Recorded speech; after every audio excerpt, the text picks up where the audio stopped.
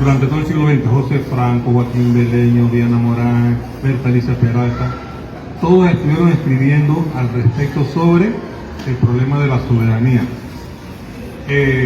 ¿Sobre qué es ser panameño?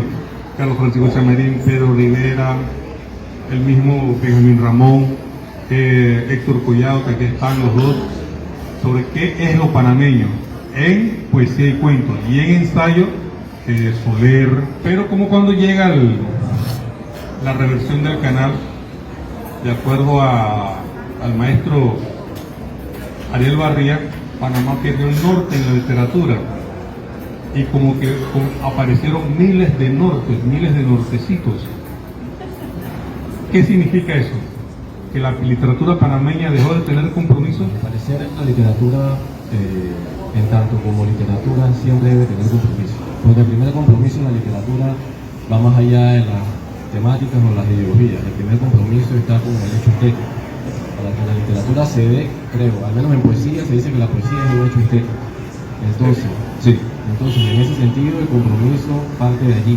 Lo segundo, la literatura, bueno, me remito más a la poesía, que es lo que escribo, al ser una creación intimista, ya refleja el entorno social, porque cada individuo es parte de lo que la sociedad le imprime, lo que la sociedad le va dejando.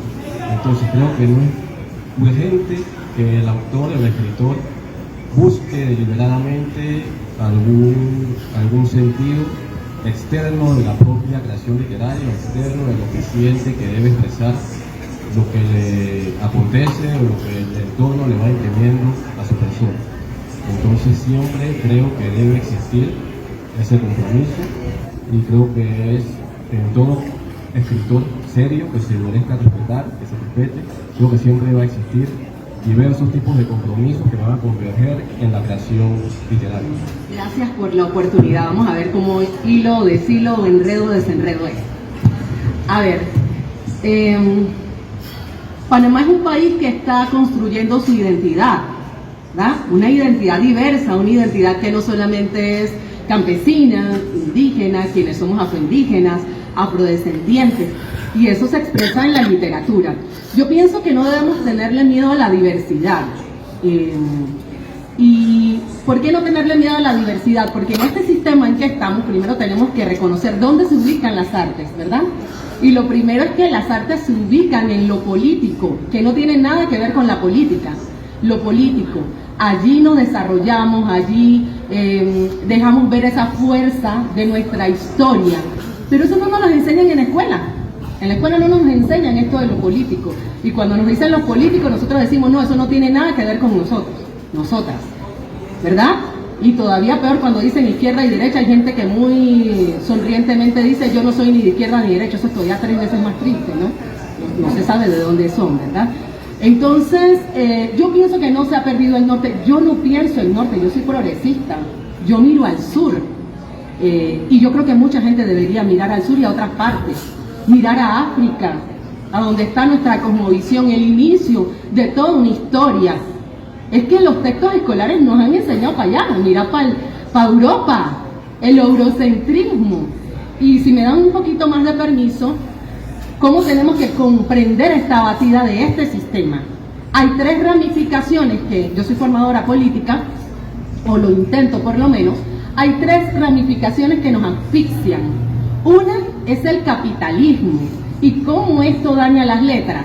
En lo individual, en la falta de lo colectivo, de lo político colectivo, de juntarnos, de esto que es sumamente político. También está todo lo que es el patriarcado. Solo ellos escriben. ¿Qué pasa con las voces de las mujeres? ¿Verdad? Las silenciamos, las destruimos, esas cuerpas, con la literatura a veces, ¿verdad? Históricamente y hasta estos días, ¿verdad? Y la otra trenza, para terminar de asfixiarnos en estos tiempos, además de eso, tiene que ver con el colonialismo y tiene que ver con esto de mirar al norte. Hay muchas formas de mirar que no solamente es al norte. Podemos ver a nuestras poblaciones originarias, podemos ver a África, podemos ver al oriente, podemos ver un montón de cosas, pero nos han enseñado en la escuela que solo tenemos que mirar para allá y nos hemos quedado con eso. y lo vemos como perfecto. Y aparte del adultocentrismo que nos ha metido el sistema escolar también. Entonces yo no pienso que no hemos perdido. Yo siento que esa fragmentación, si bien es cierto, nos tiene que llevar a una reflexión más profunda, también tiene que enseñarnos, como la pandemia, a resurgir. Yo pienso que andamos como en una especie de división, como viendo siempre lo que tenemos, que no tenemos igual, en vez de ver cómo nos juntamos con lo que tenemos, ¿verdad?, en común. Y ese precisamente ha sido el juego del capitalismo, hacernos creer que estamos peleados. Pero yo creo que en esa diversidad hay una riqueza de un Panamá, que en vez de estar viendo, no, que es que se escribe así, vamos a ver qué hay de rico, qué nos junta detrás de esa diversidad que surge después de estos elementos históricos en Panamá. Esa conciencia de que de verdad esto fue una colonia gringa, ¿se está reflejando en la literatura o es un tema obviado? Conciencia, si de verdad estamos claros de que esta es una cultura intervenida y manipulada por intereses políticos internacionales. Por ejemplo, por ahí no. Bueno, el estamos es relativo. O sea, ¿a quién te refieres con estamos? O sea, estás planteando una palabra en plural cuando la sociedad está integrada por un montón de individualismo, con realidades sociales distintas, con conciencias sociales distintas. Entonces, si te refieres más bien a la literatura contemporánea, panameña, si se está reflejando eso, incluso allí podemos ver diversidad, porque hay personas que tienen intereses de reflejar todavía cierta conciencia histórica, que tienen ciertas búsquedas de reivindicaciones. Hay personas que desarrollan una literatura un poco más intimista, egocéntrica, un poco más, digamos, universal, que tiene incluso otro tipo de búsquedas, y o sea, hay una diversidad tanto de temática como de forma. Particularmente pienso que hay de todo. Creo que si lees a fondo la literatura, hay consciente o inconscientemente esos resabios que no podemos realmente desconectarnos de eso.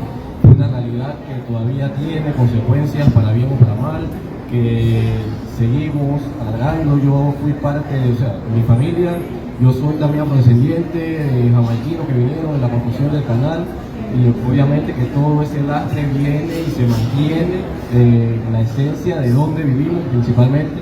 Yo me quedé en la Bocatón, ese fue un lugar creado precisamente para afrodescendientes que vinieron a ese tipo de a esas labores aquellas, y entonces todo eso va quedando, y obviamente en mi literatura hay eso. Cuando yo digo la casa no cae, esa es una casa que perteneció a una época en donde había influencia de. Cuando yo hablo de que todavía en mi casa se habla más inglés que español, también hablo de la presencia del inglés, y ese inglés no necesariamente es un inglés que viene de Estados Unidos, sino que es un inglés que viene de Jamaica. Entonces hay mucha, Panamá es una diversidad que para poder enfocarnos específicamente en algo hay que tratarlo como con pinzas, y creo que tan a la ligera no se puede ver. Yo pienso que sí, que el hecho de que haya estado tanto tiempo la colonización, y también cómo se dio la colonización, eso fue una cosa muy, muy seria, que todavía tenemos las heridas. Yo hablaba antes de ayer con la abogada Gilma Camargo, que ha ganado el caso de la reparación frente al aparato de Estados Unidos, y ella me decía, Sharon, a 35 años todavía están las heridas del 20 de diciembre, están fresquitas, están allí. Yo sí siento que hay una literatura, por ahí está Collado, que lo he leído, también he leído a Fon, he leído a ti mismo, a Yaico, Wintermelo, yo he leído Chamarín. Hay gente que tiene una apuesta decolonizadora. Ahora, aclarar qué es decolonizar las letras, porque yo escucho como que está muy de moda decolonizar las letras, pero para decolonizar las letras hay que decolonizar las mentes primero. Pues no podés escribir, ay, soy súper, hiper, como dicen mis alumnos, decolonialista, y tengo un discurso eurocéntrico. Eso no, como que no habita la coherencia allí, ¿no?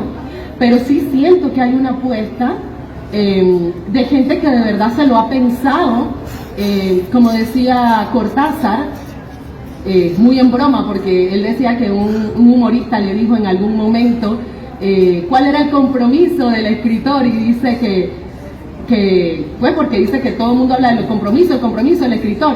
Y dice Cortázar, es que tenemos que estar casados primero con ser buenos escritores y escritoras, escritoras, porque casi no nos mencionan, escritoras, que no nos incluyen ahí en el escritores, escritores y escritoras, y también el tema del compromiso con el pueblo. Y yo creo que esto no es como hacerse harakiri, sino cada quien saber cuál es su compromiso con el pueblo. ¿Realmente tengo un compromiso con el pueblo cuando escribo? Yo creo que esa es la gran pregunta. ¿Con quién tengo el compromiso cuando escribo? ¿Con ganarme un premio? ¿Con salir en redes sociales, en TikTok? ¿Con qué es mi compromiso? Yo creo que realmente ahí es donde tenemos que darle. Porque si tienes un compromiso con el pueblo, al menos te debe tocar lo que está pasando en la mina, lo que acaban de decir, lo de Río Cobre. Tienes que saber que en Palestina lo que está pasando es un genocidio. Eso es un compromiso con los pueblos que no solo se circunscribe a Panamá, sino al pueblo, a la comunidad entendida, ¿verdad? Políticamente, ¿verdad? Lo que te duele, ¿verdad? Y esto de lo colonialista es bien profundo porque lo tenemos allí todavía. Yo siento que lo bebemos, nacimos en colonialismo y ahora tenemos neocolonialismo, es más fuerte, no nos damos cuenta. Estamos hablando y metamos la mitad de las cosas en inglés. No me acuerdo. O sea, tenemos los colonialismos allí, el network, ¿verdad? Y un montón de cosas y no nos damos cuenta y están allí. Pero como digo, como docente siempre digo, ¿qué tenemos que hacer frente a esto? ¿Qué hacer frente a esto? Ser más propositivo, ¿verdad? Sí, está ahí porque es que ayer se fue a Estados Unidos, España también, que no termina de repararnos, entonces eso está allí todavía, pero hay unas letras que están resistiendo. Primero, quisiera retomar un poco la idea de Sharon. Ella mencionó algo iniciando de que primero se decoloniza la mente. Y yo sí creo que eso es cierto. Creo que toda idea, toda libertad parte de la mente. Yo, por ejemplo, soy bilingüe y yo también cuando siento escribir una idea en inglés, yo la escribo y no siento que eso sea un presagio de un colonialismo. También me gusta el francés y en ciertos textos quiero expresar una palabra en francés porque siento que esa palabra, si la traduzco, no transmite el sentimiento o la idea con la precisión que se dice en su lengua de origen. De hecho, cada lengua sí es una resistencia, porque cada lengua expresa una cosmovisión. En ese sentido creo que integrar como un creador diversas cosmovisiones en una obra no necesariamente sea una muestra de un colonialismo o que una falta de libertad creadora o de pensamiento. Eso por una parte. Sobre el tema de los discursos y mantenerlos divididos, depende del plano en donde los refiramos. En el plano político obviamente se precisa de colectivos para poder hacer cierta fuerza y poder generar cierta resistencia a ciertos poderes que, aceptemos o no, oprimen. Ciertamente los poderes económicos siempre oprimen de cierto modo, establecen las reglas del juego y permiten que ciertos grupos se mantengan marginados a la periferia y su desarrollo se vea un poco menguado. Panamá es un país en donde la distribución de la riqueza evidentemente no contribuye al verdadero desarrollo sostenible. Y por eso el tema de la mina se dio también, porque hay una estructura que permitió eso y hay gente que se beneficiaba de eso. Sin embargo, a la hora de la creación creo que es distinto, porque al menos yo no escribo, yo no te llamo a ti para escribir un poema. Entonces creo que todo el mundo crea desde su individualidad y esa individualidad sí está poblada de otras generalidades. Cuando yo escribo, a pesar de que ese acto creador lo realizo en cierta intimidad, conmigo también está Borges, está Cortázar, está Edgar Allan Poe, está Verlaine, está un montón de gente que tenían ciertas cosmovisiones, que tenían posturas políticas a veces diversas, contrarias, y todo eso va a converger en mi creación. Y yo siento que yo no tengo la obligación de responder a ninguna ideología, aunque esas ideologías estén presentes en mí. Eso se puede o no reflejar de manera directa o indirecta en mi obra, pero yo siento que no. Cuando yo escribo, yo no me propongo escribir para cierto grupo ni con una intención de ganarme, como tú dices, para ganarme un premio, para caerle bien a alguien, porque al final, si intentas tú mismo, eso mismo te va a condenar a ti como creador y probablemente te aleje de lo primero, de lo importante, que es el compromiso con la forma, con lo estético y con la grandeza del lenguaje, con la literatura, que creo que eso envuelve todo. Insisto en el tema del compromiso que hablaba Cortázar con el pueblo. en algo que vaya así claro, el no hacerle, porque creo que lo que le preocupaba a Cortázar era que desde la gente que escribía se hiciera el juego al aparato conservador del sistema, y eso sí es peligroso, ¿verdad? Y lastimosamente no podemos obviar que hay escritores muy afamados que están en ese aparato conservador haciéndole el juego a la ultraderecha. Es peligrosísimo, ¿no? Porque estás en contra de tu pueblo, exactamente, eso es peligroso, ¿no? Pero yo creo que no debemos temerle al discurso. En este momento que llamamos batalla de ideas, bueno, yo creo que le demos batalla de la pluma, pues, y que sea sabroso. Yo creo que a eso no hay que temerle, pero como bien decía la compañera que está acá al frente, con buena literatura, ¿verdad? Porque no es cualquier cosa tampoco, bien decía, laico, ¿no? Lo que insisto es que el tema de decolonizar la mente, por si no se comprendió, es que nuestro norte no puede seguir siendo España. Claro que es importante, pero no puede seguir siendo, porque también hay gente originaria, también hay afrodescendientes, también hay una gran literatura en África, también en otras cuestiones, ¿verdad? Eso es lo que digo. Decolonizar es eso, no tener un solo eje, sino la amplitud, ¿verdad? En esa batalla de ideas, ¿verdad? A eso me refería. Yo creo que no podemos andar con temor a los discursos, pero hacerlo bien, sostenido, con disciplina, ¿verdad? Bien hecho. Eso, pienso que vienen tiempos con arremetidas más difíciles con esto de la inteligencia artificial, que sí son un peligro, de verdad, y que tendríamos que estar pensando qué vamos a hacer frente a estas cosas que van como a paso veloz. Si tiene algún compromiso este poema que voy a leer. Mis manos trabajaron la tierra, pero esta jamás tomó tu forma, ni la mía. Esculpía un golem que pudiese protegerme, insuflado con plegarias divinas. Resultaste si acaso un pequeño hombrecillo, pobre sustituto de lo concedido. Terminaste siendo escombros de una hermosa escultura que nunca se terminó por más que lo deseara. Quebraste las hebras de polvo que unían nuestros cuerpos. Ya no queda lodo sobre el lecho, únicamente el sedimento bajo mis dedos.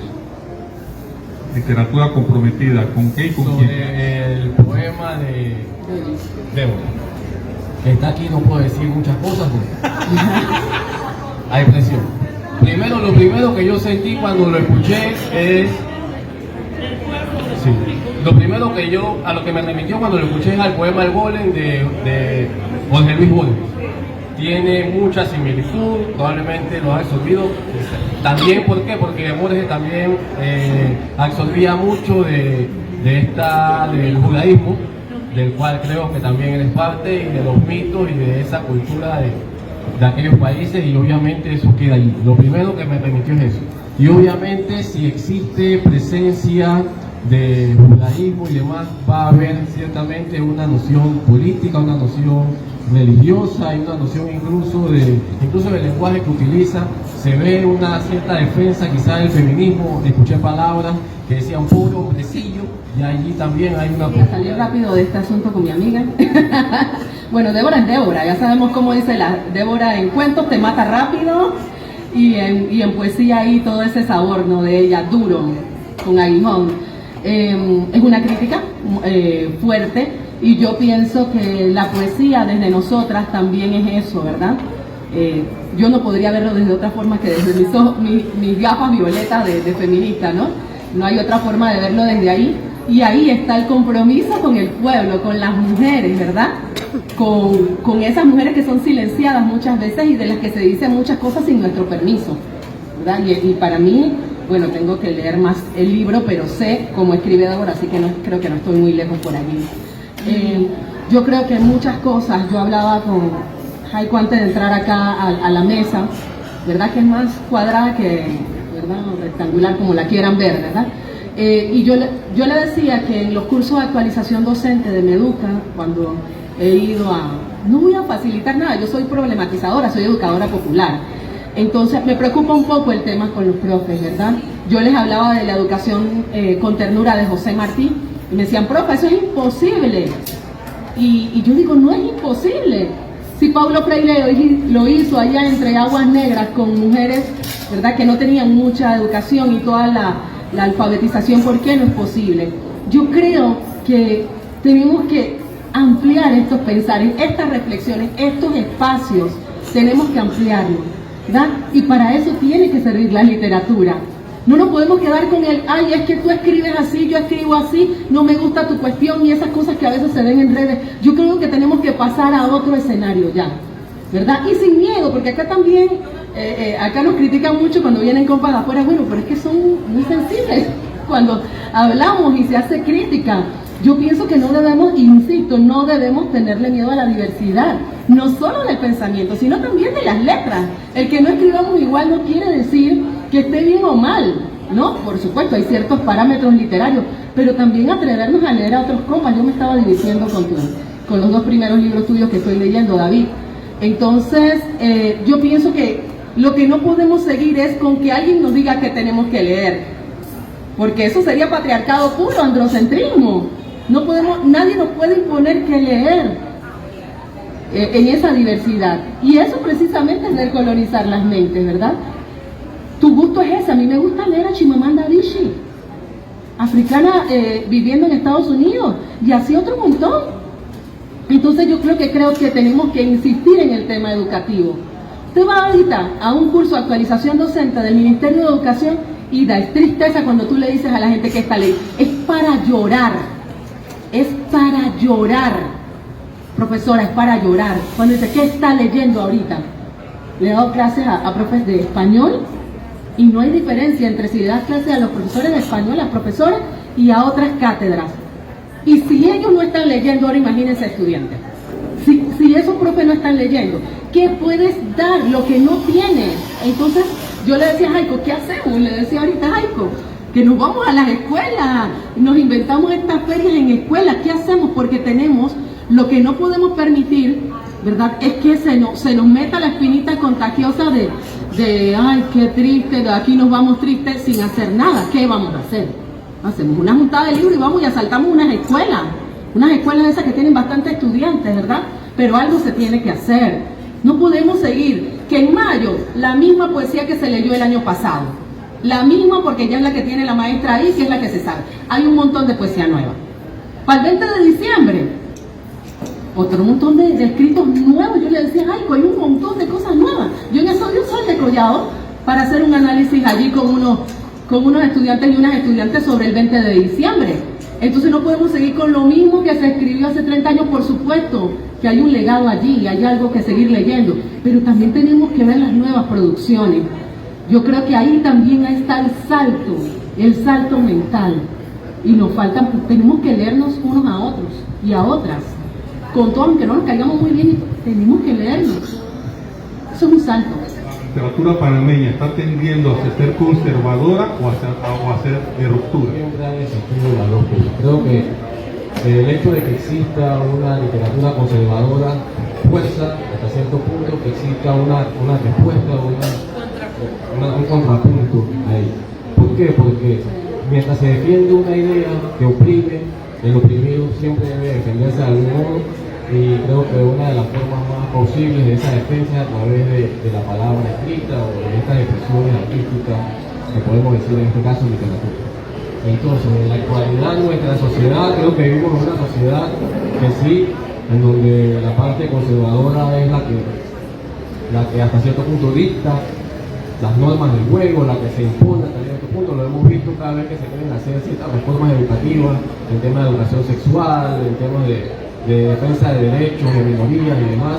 Siempre existe esa reacción de la parte conservadora, y es la que se impone a través de ese casamiento entre la iglesia y el Estado, que afecta no solo la educación, sino el desarrollo de nuestra sociedad, tanto el pensamiento, tanto el fondo como el fondo. Entonces creo que, para no extenderme más en eso, ¿sí? Para responderte a eso te tendría que decir que desde la educación popular hablamos de lectura del contexto, y se supone que desde la lectura del contexto surgen las letras, ¿verdad? Entonces, te voy a hablar lo que a mí me dicen cuando salimos a un encuentro que he estado con la profesora Doris de Polanco, que anda por allí, con Débora, que he estado con algunas compas. Pues en algunas ocasiones nos dicen que tiende a ser muy eurocentrista. No, es un poco la crítica que nos han dicho. Eso es lo que es. Pero yo siento, al igual que Jaico, que hay una diversidad. ¿cierto? Hay una diversidad. Yo no soy muy nacionalista, nada, yo tengo orígenes también boricuas, aparte de ser afroindígena tengo también mi parte boricua y ya sabes cómo es el Caribe y yo llevo la poesía así con ese son, pues, que no es nada conservador, entonces no soy muy tan nacionalista, nada. Entonces, pero sí he notado que y en esa parte soy muy respetuosa del estilo de cada quien. Más estoy de acuerdo y abrazo a Cortázar con su compromiso con quienes escriben. Me enamora saber a alguien que hable de su pueblo, ¿verdad? Estoy enamorada de Roque Dalton y eso va a ser un amor para siempre, ¿verdad? Con su ventana en el rostro, con poder ver esa posibilidad de otro mundo posible, y de José Martí, y de otros locos y locas de Juana Pavón, ¿verdad? Y toda esa gente que pone la voz por encima. Acá también los tenemos, no hay que saltar tanto con Centroamérica, acá también los tenemos y hay que hacer la juntada para ver cuántos somos, ¿verdad? En el 2022 comenzó un movimiento en Panamá con las huelgas. La del 22 duró un mes, un poco menos del mes, y la del año pasado duró un poco más del mes. Pero ese movimiento aterrizó en una bancada que conocemos como Vamos. Algo así parecido podrá ocurrir. Que de esos movimientos sociales aparezca una manifestación literaria. Creo que la posibilidad existe, no sé si se vaya a dar o no sé si, pero yo creo que los movimientos literarios muchas veces surgen de una necesidad, de ciertas coyunturas, de las condiciones que lo permitan, primeramente, de que las personas estén allí, que sientan ese compromiso y que se encuentren. Entonces, yo particularmente pienso que no se va a dar. Por mi experiencia en la literatura aquí en Panamá he notado que existen muchas islas, es un archipiélago literario donde cada uno está en su mundo, con sus 2 o 3 amigos que lo defienden y sus 2 o 3 adversarios que lo condenan. Entonces creo que no existe ese legalismo literario aquí en Panamá como para que se cree un grupo que impulse algo. Creo que ya es un milagro de que existan grupos que al menos permitan este tipo de espacios, que hace algunos años atrás se veía muy poco. Creo que hubo una ruptura después de la generación de Collado con el grupo de José Martí y demás, que tenían encuentros y talleres y demás. Creo que luego hubo una especie de ruptura en donde se veía muy poco espacio de intercambio de ideas desde lo literario. Existían, pero muchas veces ya estos de ciertas personas cuyos nombres no mencionaré, pero que representan ciertos poderes del conservadurismo, de quizá derecha o simplemente poderes económicos, porque para no existe la literatura de poderío, y lo supe incluso de personas de otros países de Europa y demás que me han dicho que esta y estas personas impidieron que se diera esto y esto en Panamá por esto y esto. O sea, sí existió una coyuntura, existió una especie de control de los espacios. Y bueno, particularmente no creo que se vea algo como eso. Te voy a poner un ejemplo. Hace poco me encontré con Patricia Encarnación, curadora dominicana que está en Nueva York haciendo una propuesta bellísima. Y me estaba contando que en Dominicana la Bienal de las Artes la tiraron como de 1 a 3 años y que se unieron artistas de todo tipo, hicieron una cooperativa y así forzaron a que se hiciera la Bienal de las Artes. Aquí tuvimos un alcalde que quitó los premios León a Soto.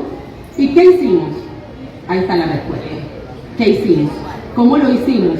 ¿Colectivamente o individualmente? Yo creo que ahí está la respuesta. No podemos juntarnos y pensar que podemos hacer un proyecto político emancipador desde las artes si ni siquiera se tiene un pensamiento de colonial, si ni siquiera se tiene un pensamiento de colectividad, y donde me importa solo mis letras y lo que yo haga, lo que yo venda, lo que yo. Mientras no haya colectividad no podemos hablar de proyecto político emancipador, ¿verdad? Y todavía está en veremos, la bancada sí es independiente, entre comillas, no soy formadora política, te lo digo, está en veremos, hay ciertas independencias que no me convencen todavía, veremos, todavía falta para los 5 años. Mayer, por cuestión presupuestaria, suspendió, ese fue el verbo, suspendió los premios Chanmarín y León a Soto. Y los suspendió indefinidamente. Hubo muchas personalidades que se pararon en redes y dieron sus opiniones. Se formó una reunión, fue mucha gente a la primera reunión, a la segunda reunión nada más fueron 3 personas. Para mí el problema fue la segunda reunión. Aunque ya Don Maya se había echado para atrás, esa segunda reunión dice mucho de lo que somos. Tan individualistas que ni siquiera podemos enfrentar a un alcalde. Él se echó para atrás, y esto sí es una infidencia, por razones de política, y que estamos demasiado temprano de haber llegado a la alcaldía para tener gente que ya hable mal de nosotros. Eso fue lo que al final pesó para que reorganizaran el concurso. Entonces, en Panamá, el amigo de Benjamín, Enrique Jaramillo Ley, se ha empeñado 1800 veces en organizar una sociedad de escritores y 1800 veces se ha ido al pique. Y yo no veo cómo un gremio puede enfrentar al Estado sin estar organizado. No sé cómo no. Yo no veo cómo se puede hacer eso. Yo podré tener graves y profundas diferencias con Suntran, pero están organizados. Ellos están organizados y por eso tienen la capacidad de dialogar con el Estado. Entonces yo no veo como un sector cultural, sin estar organizado, puede sentarse frente al Estado. Tienes que escucharme. Entonces, para ir terminando, conclusiones. A ver, yo concluyo en que primero agradezco, ya que me estoy despidiendo, agradezco la presencia de los que estamos aquí, el que nos invitaron, de ti David, por permitir este diálogo siempre necesario, que es un diálogo que no es nuevo, siempre se ha dado, pero que quizá no estamos habituados en estas áreas, en estos lugares, en presentarlos. Creo que estos espacios deben seguir defendiéndose, apoyándose, encontrándonos, permitiendo esa diversidad de pensamiento que defendía Charo. Creo que es la única forma de crecer y de ir construyendo progresivamente esa especie de colectivo que se necesita para poder defendernos de ciertos poderes que un día dicen se acaban los concursos y nadie puede decir nada, y así poco a poco nos van imponiendo cuestiones para vulnerar nuestras libertades individuales. Y con respecto al tema, creo que la literatura comprometida debe ser primero literatura y un compromiso porque lo que escriba sea literatura, un compromiso con lo estético, un compromiso con tu creación, que tu obra pueda defenderse por sí misma, y creo que en la medida de que seamos honestos con lo que escribimos y que sentamos un sentido de pertenencia con el espacio que compartimos, esa literatura va a reflejar los profundos problemas o no de nuestra sociedad y va a defender una idea y una postura de la forma más orgánica y realmente digna posible. Que eso sea con los pueblos, que el compromiso sea con los pueblos, que no nos perdamos en el camino, que el compromiso sea con los pueblos. Resistencia. Ya. Y les recuerdo, la poesía es una forma de ser feliz. Muy agradecido.